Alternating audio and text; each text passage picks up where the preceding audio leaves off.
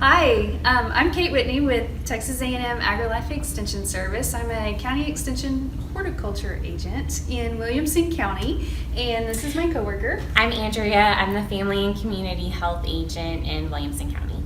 So today we've teamed up to bring gardening and cooking together, and we're going to be talking about home food preservation, so all types of canning and freezing. I don't know about you, but if you have been gardening at home during all of this pandemic and stay-at-home orders, you might have some extra produce that you don't know what to do with. So we're going to try to help you out by teaching you some canning basics.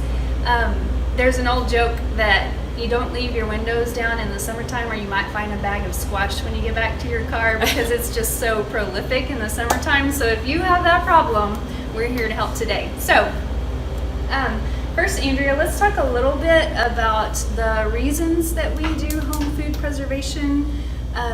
It's a fun thing. It's kind of an old traditional thing. I know I grew up canning with my mom. We made a lot of jam and jelly. We had wild plums out at our place, and so we would do that. And then it's just a fun traditional thing, but I think it's gaining popularity, especially as people like to find out where their food comes from, and they want to know all the ingredients that are in there. And so canning at home is a great way to ensure that you know what's in your food.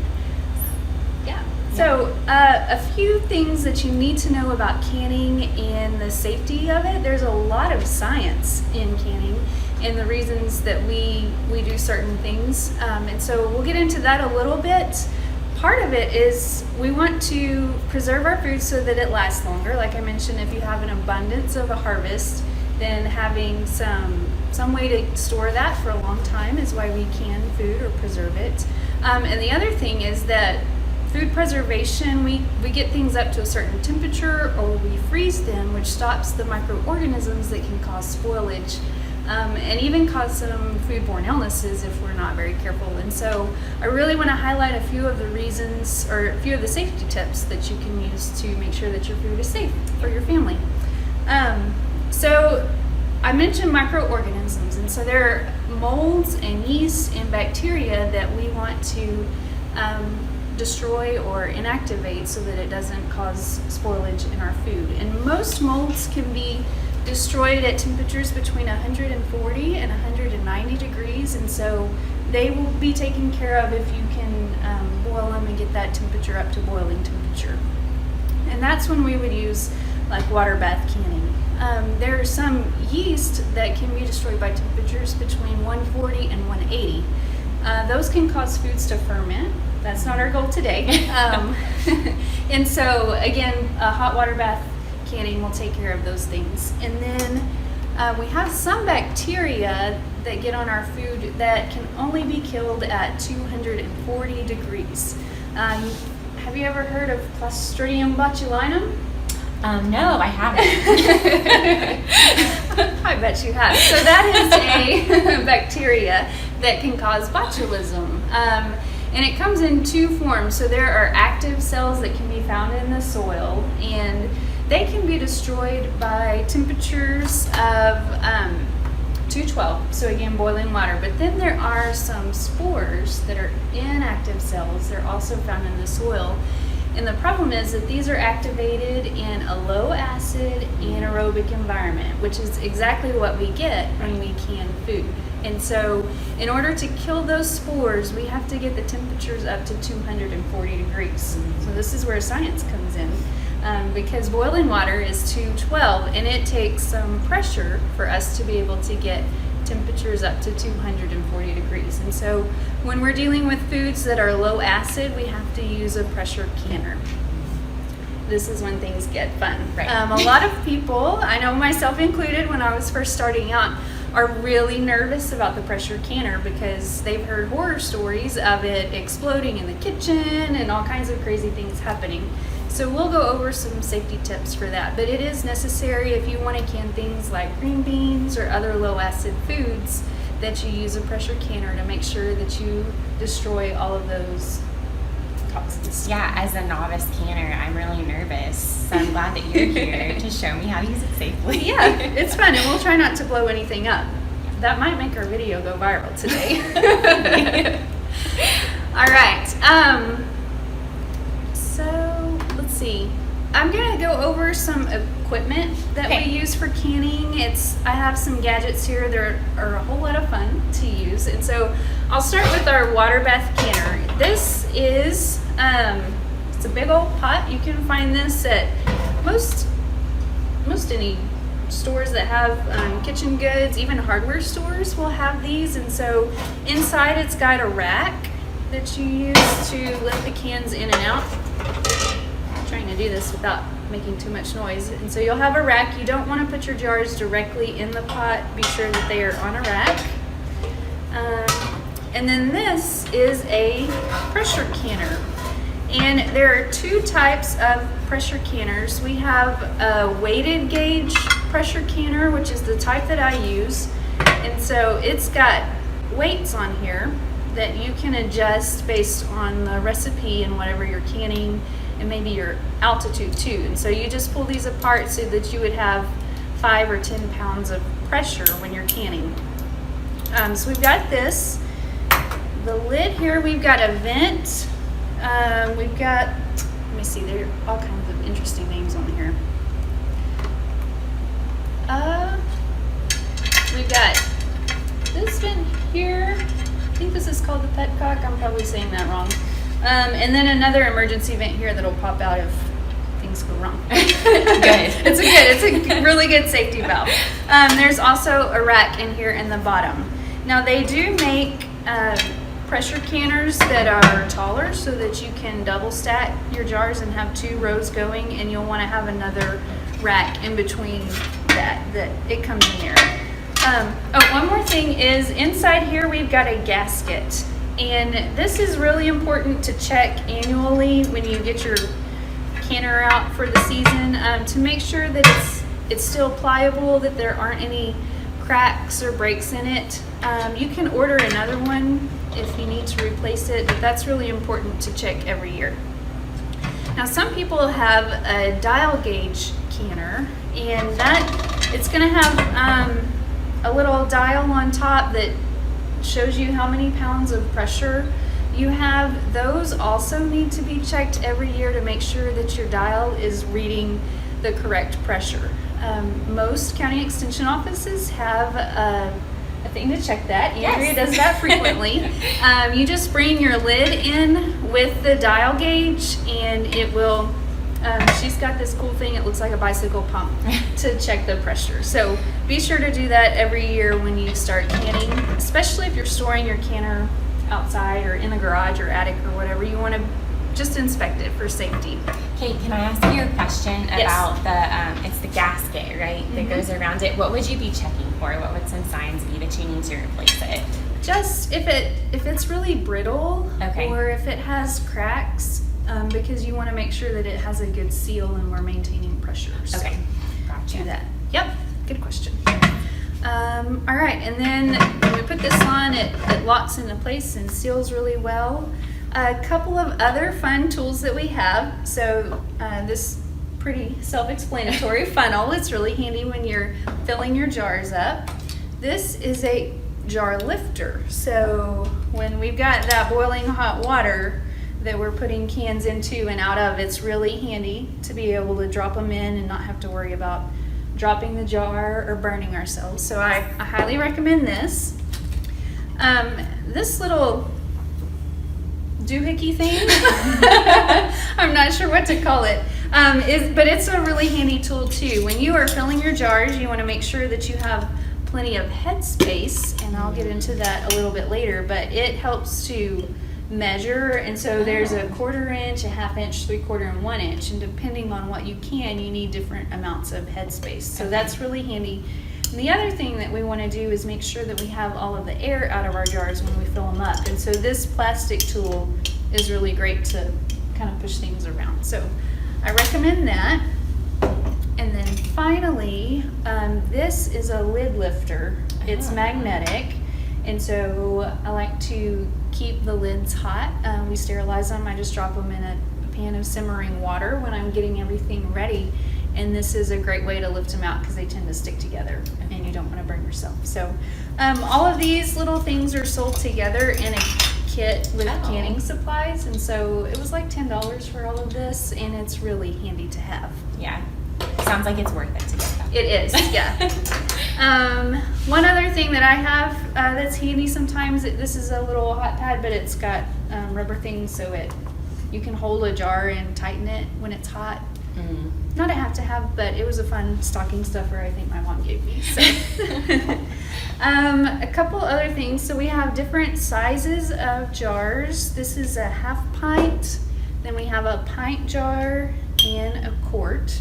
I always have to check myself on the names of those. When you get your jars, you want to inspect them to make sure that you don't have any cracks in your jars. I reuse them year after year, and so just check them out to make sure that they're okay. And then we've got the lids, and these actually have a nice little seal here on the inside, and so you want to get new lids every year. You can reuse the jars, but these, once you use that seal one time, it kind of moves as it seals the jar, and they're not reusable. So buy new ones of these. They come in little boxes you can buy, get new ones every year. And then we have our rings. These you put on top. We only tighten these fingertip tight. You don't want to like really get it so tight that you can't get it off, because that could cause the jar to chip or crack. So just fingertip tight. And you can reuse these as well, but you want to make sure that there's not any rust in here that could cause food spoilage. Another pro tip is to, after you've canned your jars and they've cooled down, take these off when you store your jars, because this little lid is the part that seals it, and this is just holding it on during the actual canning process. So you can take this off, and that just helps so that if there is water trapped inside, it won't cause it to rust and affect this part of your lid where the seal is. Right. Just some little tips and tricks. A few other things that might be helpful, but you don't have to have. They make different things for making pickles to keep them crisp. And that's always a question I get about canning is, how do you get your pickles crisp? I haven't figured it out either. I've used some pickle crisp granules. They're a calcium chloride, which is supposed to help. People have tips for refrigerating your pickles, doing all kinds of things. So if you find out, comment in there and let us know how to have crisp pickles. You might also want to use some canning and pickling salts versus a regular like table salt. Okay. This is better for it. You're gonna ask me why. I was about to ask you why. So we would use canning and pickling salts because regular table salt would leave a sediment in the jar. So this is just going to help a little bit. And I do want to clarify, I'm not advertising any particular brand. This is just what I have on hand. So any type of canning and pickling salt or jars would work. Okay, the last thing that we need to talk about before we start canning are recipes, because that is a big part of the safety on canning. You want to be sure to use recipes that are from an approved source. And so I have a few of the books that are great sources. The first one is So Easy to Preserve. This is from the extension program at the University of Georgia. And they have the National Center for Home Food Preservation. They've got a great website. And this whole book is actually online, or you can go online and purchase it from them. But it's got great step-by-step instructions for all types of food preservation, canning, freezing, drying even. So this is a really great resource, and all of these recipes have been researched and approved for use. Another great book, or any of the canning supply companies like Ball, or I'm trying to think of another one. I always see Ball jars, but they've got great resources to use also. And so they've got a great book that you can purchase anywhere online with recipes and how-to steps. And then one other place that can be really helpful are the some of the canning supplied, like Sure Gel is, I use this a lot when I'm making jams and jellies to get it to gel.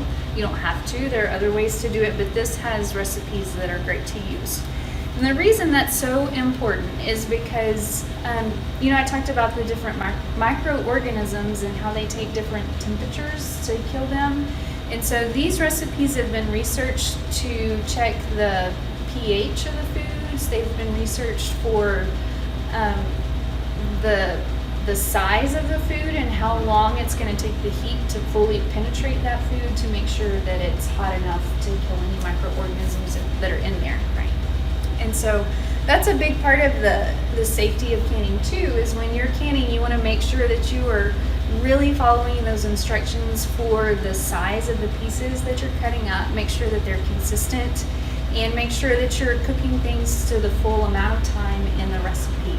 And that includes the full processing time, so heating things up and then letting them cool down too. That all of that time is factored into the recipe to make sure that the food is fully cooked and that you're getting rid of any microorganisms that are there. Right. You can also call your local extension agent for recipes too, right? That's right, yeah. I'm sure Andrea has a bunch of them that she would be glad to share. So that's it on recipes. We're going to demonstrate a few things today.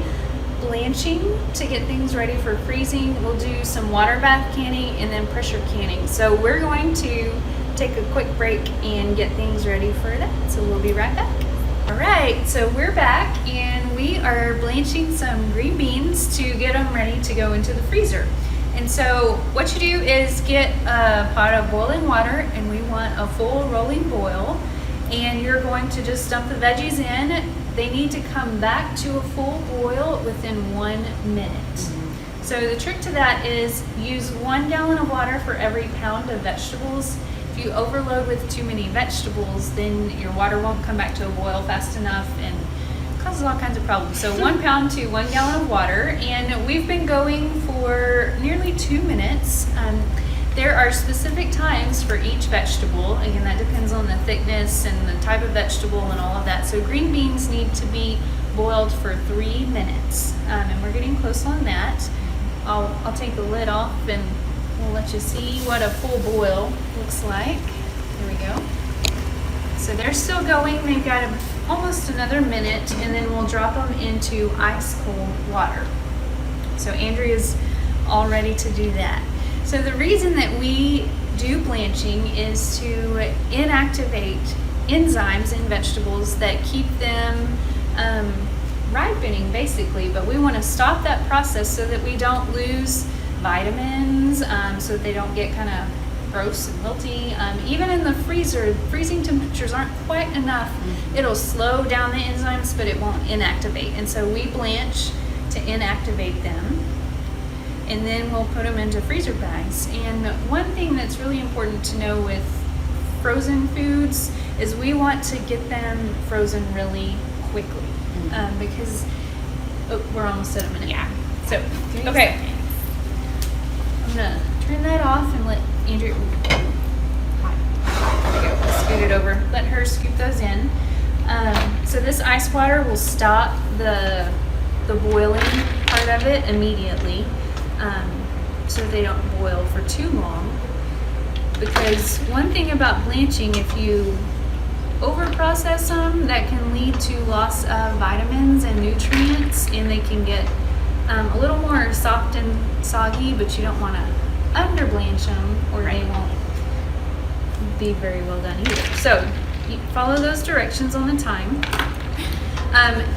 And when you freeze them, you want to make sure you have enough freezer space and get the temperature down as close to 0 as you can, so that those foods will freeze really quickly. Because what happens when you're freezing vegetables is you have ice that forms those cell walls, and we want small ice particles to form, which happens when you freeze things really quickly. If it takes longer, you get larger ice crystals and it breaks the cell walls inside the plants or vegetables. And when that happens, they get wilty and mushy, and they're just not very good when you're ready to cook them. And so we want to do that really quickly.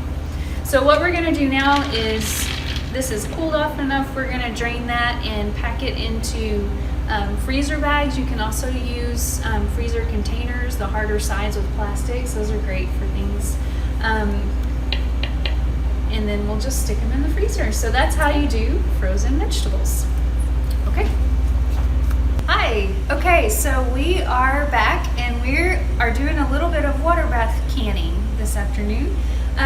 Andrea and I have made a squash relish recipe. That's to use up some of that squash growing in the garden. And it's one of my favorite things to take to a party because it's great to pour over cream cheese and serve with crackers. So I really like to do that. Andrea, I'm not sure it's very healthy because it has a lot of sugar in it, but it's really good. And this is water bath canning, so we are going to bring it up to a boil and then let it boil for 10 minutes and then we're done. We don't have to pressure can it. And the reason that we can do this is because it's got a little bit higher acid so that the bacteria can't grow in that environment, that pH. And it's also got a lot of sugar, and sugar is really good when you're canning because it binds up the free water activity, which most microorganisms, bacteria, needs to survive and to multiply. And so our jams and jellies can be done with water bath canning because they have such a high sugar content. And then a couple other things that you can do in water bath canning, pickles, because they have so much vinegar in them. Anything that makes it a very high acid food can be done in water bath canning. It's nice because it's a little bit less time consuming than pressure canning, but you want to make sure if the recipe says water bath, you do it this way. So we've got our recipe ready. We have some squash and onions and some bell peppers in here that we put in the food processor, and then we've combined that with some cider vinegar and sugar and our spices, and we simmered it for 10 minutes. And so now we're at the stage where we are filling the jars and getting them ready to process. And so what I normally do, because you want your jars really clean, you can just wash them in the dishwasher or by hand, and then I like to have them hot. And so I'll fill up my canning pot with water and just put the empty jars in here and get the water hot. So it helps to sterilize the jars and just to get everything nice and hot. And then I've got a smaller pot with my lids that are nice and warm and getting clean too. So I'll pull the jar out and I use my nice little funnel. We're gonna fill it up. So this recipe is like a lot of jams and jellies for headspace. And that's the space at the top in between the food product and the lid, and it calls for a 1/4 inch of headspace. And so we're gonna fill the jar up like this, and then I take my handy dandy doohickey, I think I called it, yeah. And we're gonna make sure all the air bubbles are out of the jar, and then you just balance it on here at whatever measurement it calls for. So this is a 1/4 of an inch, so just right. It's like I've done this before. And I'm gonna let Andrea get our lid out with the magnet. Just pop it on there. And then I've got a clean rust-free lid that, oops. This is where the hot pad comes in handy because our jars are so hot. So we just tighten it finger tight, just like this. And then we're gonna drop it into our water, just like that. Okay, so this is already hot water, but we're gonna let it come up to a boil. We'll put the lid on and bring it up to a boil. And this needs to boil for 10 minutes. That's the processing time at this altitude. Your cookbook, whatever recipe you're following, should give you like a regular and then a time for a higher altitude. So we're gonna let it go for 10 minutes, and then once that 10 minutes is up, you turn the heat off and let it sit for about 5 minutes, and then take your jars out and let them cool. What you are looking for is the sound for that lid to fully like suction on and it pops. It's the greatest sound ever when you're canning because you know that that jar is sealed when you hear it pop. And you should be able to, when it's fully sealed and canned, you won't be able to hear it pop like this. So if it's making this sound, that means it's not fully sealed. And you can either reprocess it for another time. You can go around, do it again, and see if it'll seal again. Or you can just keep it in the fridge and just eat it like you would within a few days, like any other food product. But you can't think that it's canned if it doesn't seal up properly. Quick equipment question. Okay. Kate. I see you have your really nice pot here. Is that something that you have to have at home in order to do it? Right. So you don't have to have one just like this, but I like it because it's a big size and it's got that rack that is made for it, and it fits in there really well. But as long as you have a rack, it should be fine in a large pot. Okay. Yep. Okay. We'll be back soon with some pressure canning. All right, so we have just finished up with our squash relish. So what we did is we let this come to a boil for 10 minutes, or let it come to a boil and let it boil for 10 minutes, and then turned it off and then let it rest for 5. So now I'm gonna go ahead and start to take these out.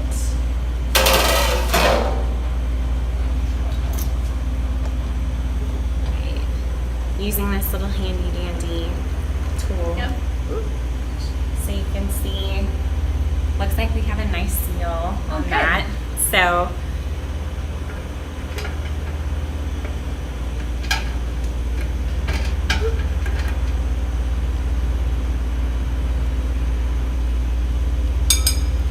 and then that's about it for Okay, great. our water bathing.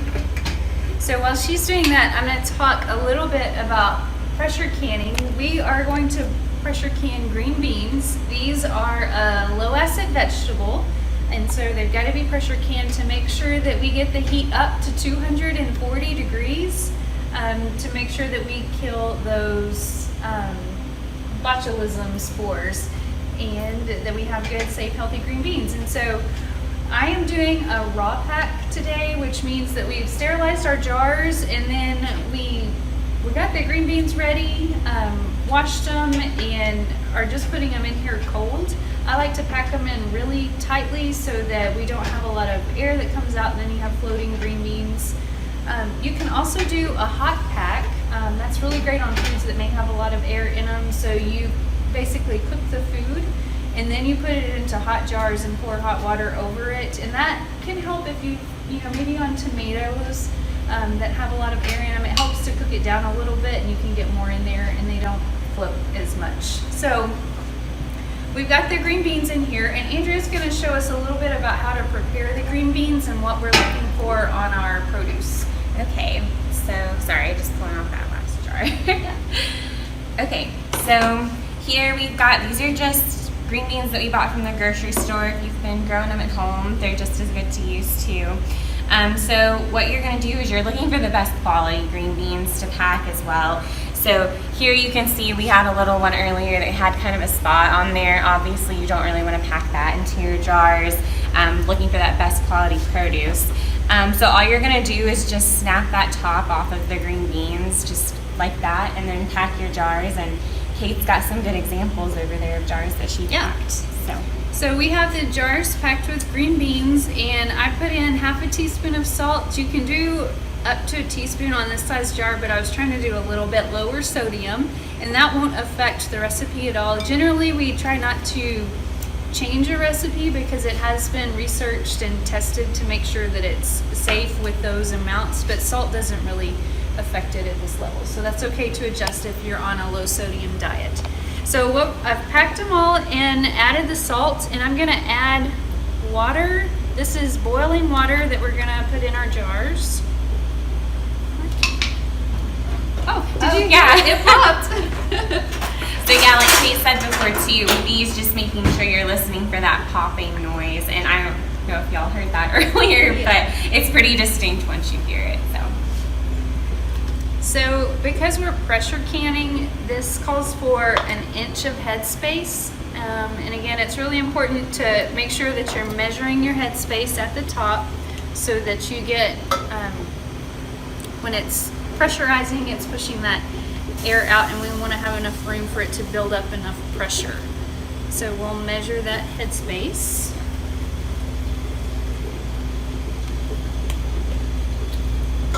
Do you want to measure that and get our lids on? And again, like push them around and make sure you get all the air out. Yeah. Great.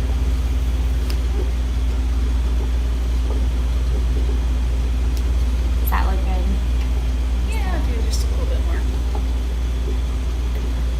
There you go. Yeah. Yep. Okay. One more.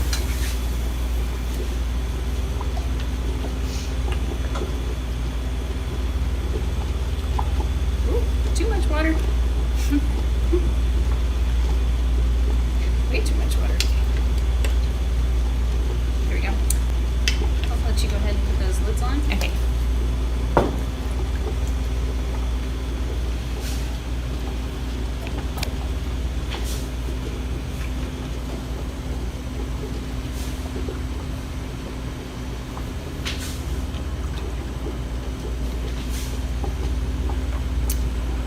Okay, so again, we're just gonna hand tighten these lids. And when you're doing pressure canning, you only want maybe 2 inches of water in the canner so that it can build up enough steam to get that pressure to get hot enough. When we're doing the water bath canning, you want, can I have the jar? Yes. You want a couple of inches over the tops of the jars, but it is different for pressure canning. Okay, so we're gonna put these in here. Does the amount of water in the pressure canner change with what you're canning, or is it pretty much That's always 2 pretty inches? standard Okay. for anything that you're pressure canning. So I've got our jars in there, and it's already boiling pretty good. So I'm gonna put the lid on. Maybe. It has little arrows. Maybe I should try that. There we go. Okay, so it's already pretty hot in there, so we're gonna put this on and let it boil and build up enough pressure until we get steam coming out of here at a really good flow. And it can take a little while. It's already starting to get hot because I had the water hot. But we're gonna let this build up and we'll come back to show you what it looks like. Okay, so we have full steam coming out of here, and which means it's time to put our weights on here. And this is gonna be at 11 pounds of pressure, which means both weights are gonna be on there. And so you just pop them on. And what we're gonna do, it's gonna get a little bit loud and water is, you know, there's steam coming out of here, but we're gonna wait until this starts to jiggle. It's a very scientific term, but no lie, that's what the book says. You wait until this jiggles or rocks when that pressure is building up. And once that starts, once this rocking starts, then we'll start our time for 10 minutes for 25 minutes. It's got to go for 25 minutes for the size jar. So we'll be back once this starts to jiggle. Okay, good news. We're starting to jiggle, and you can see it's starting to dance and move around, and so this means that we can start the timer for our green beans. So we're going to start a timer for 25 minutes, and once that 25 minutes is up, we turn the heat off and wait until this goes back down, and then we take the weight off, and then we wait about 10 more minutes to let the pressure fully go down in our canner. This is part of the process, letting it get up to heat and then letting it come back down from pressure. That's all considered in the time that they allow for proper canning. And so we don't want to rush the process. So we've got our timer, we're dancing in here. Okay, so we're back and our canning process is done. We left you last time, this was just starting to jiggle with the steam from the pressure. And so when it went, we let it go for 25 minutes and then turn the heat off. And then we had to wait for at least 30 minutes for the pressure to start to come down enough for this vent to close back down.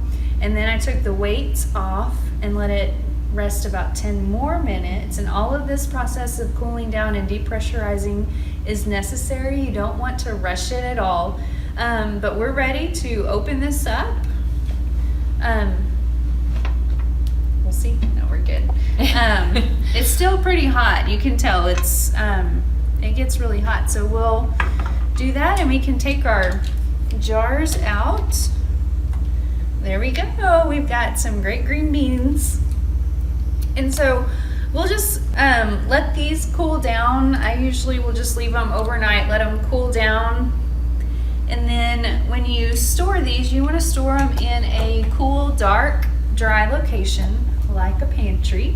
That's a really good spot. You don't want to let them be out in the light because it will change the color. I made that very rookie mistake when I first started canning because I was so proud and I left them out on the counter and the color did change. So you want to just store them in the pantry. Remember to take the rims off so that you don't have the any water trapped in there that can cause rust. And I think that's about it. Well, I have one more question. Okay. So how long will these last, like right. outside of once we're finished with this whole process? Once we're done. Okay, so they'll last a year is how long your canned goods are safe to eat. And then we don't really recommend much after a year. So, okay. All right, well, good luck and happy canning.